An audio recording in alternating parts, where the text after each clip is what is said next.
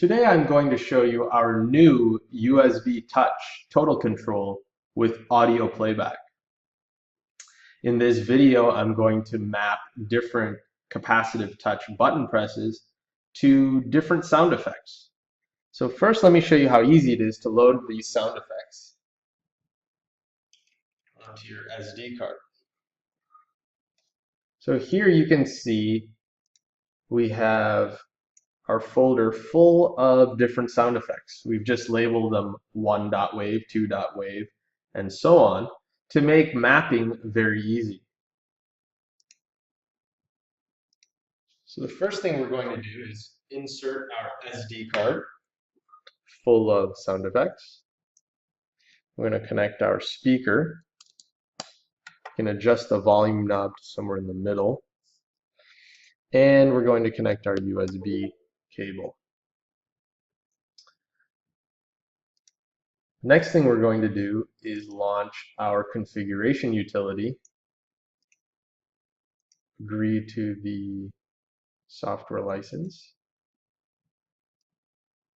choose USB touch total control,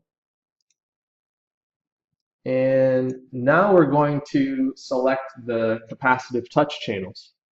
So in this demonstration, we're only going to map 1, 2, 3, backspace, up, down, and enter. And those channels are channel 1, 2, 3, 4, 5, 9, and 13. Channels 1 through 4 are backspace, up, down, and enter, while channel 5 is the button 3, channel 9 is the button 2, and channel 13 is the button 1. So let's get started. It says, do not touch the capacitive touch buttons while saving your button configuration details. This is important because it's taking some baseline readings right now.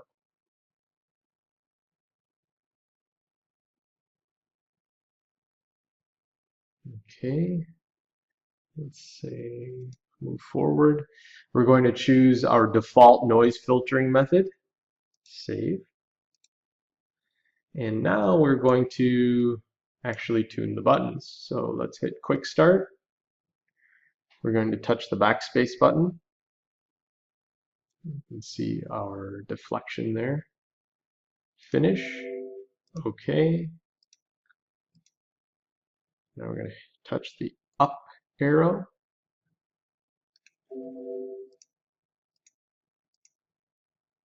Down arrow.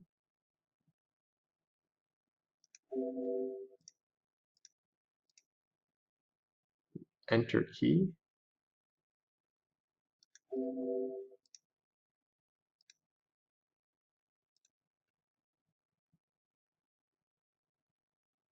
The 3 button.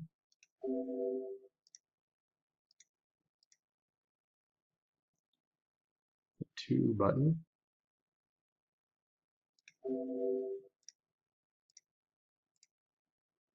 The 1.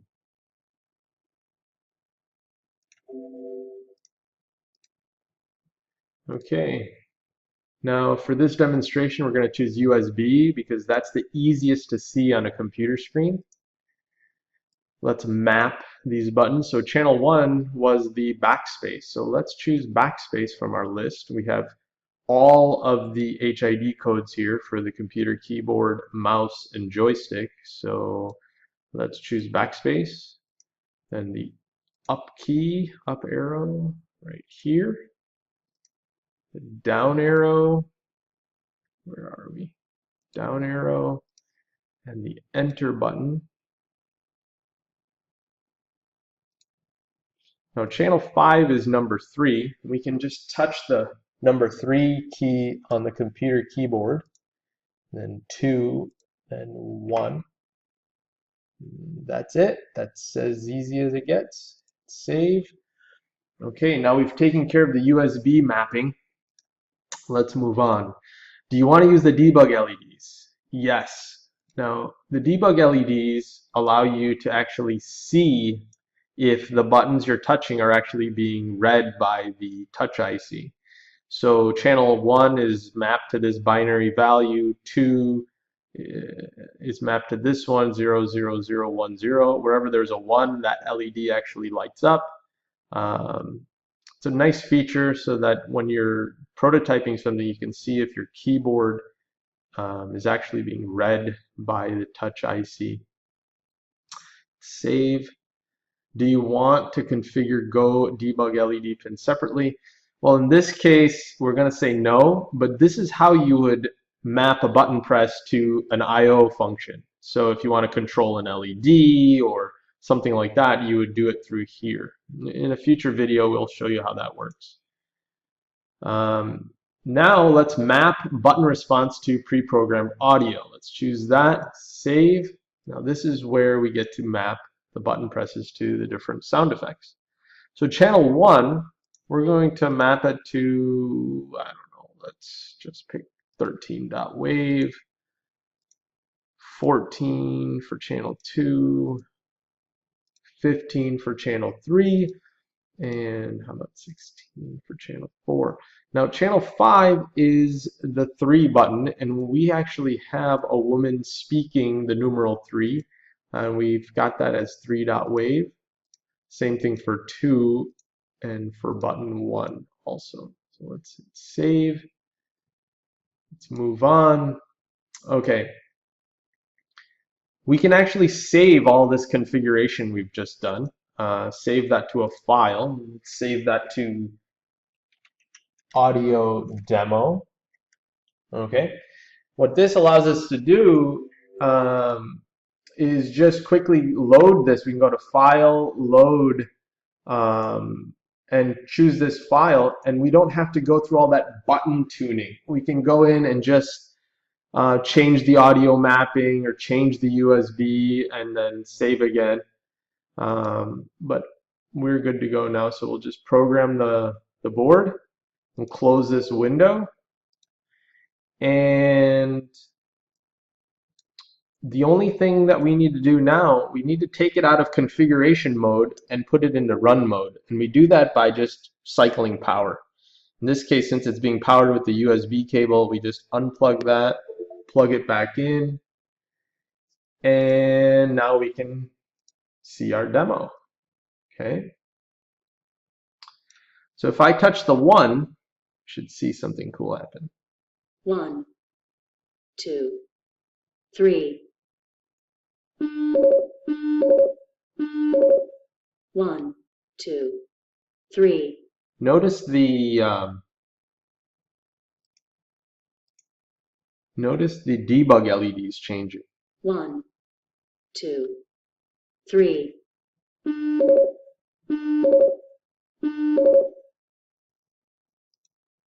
Okay. All right, let's see 1, the 2, 3. other buttons. Please wait. Alarm is on. You can see, 1, 2, 3. and I can use the up Please arrow, wait. up arrow, Please wait. Please wait. down arrow. Alarm is on. Alarm is on. Alarm is on. And that's it. You see how easy that was? We didn't have to write a single line of code. We've set up our own capacitive touch keypad. We've mapped it to USB codes, which is great for kiosk applications.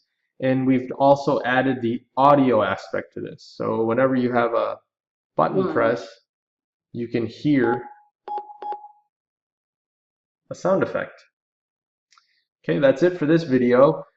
Keep an eye out for future videos showing even more functionality and features of these boards. Have a good day.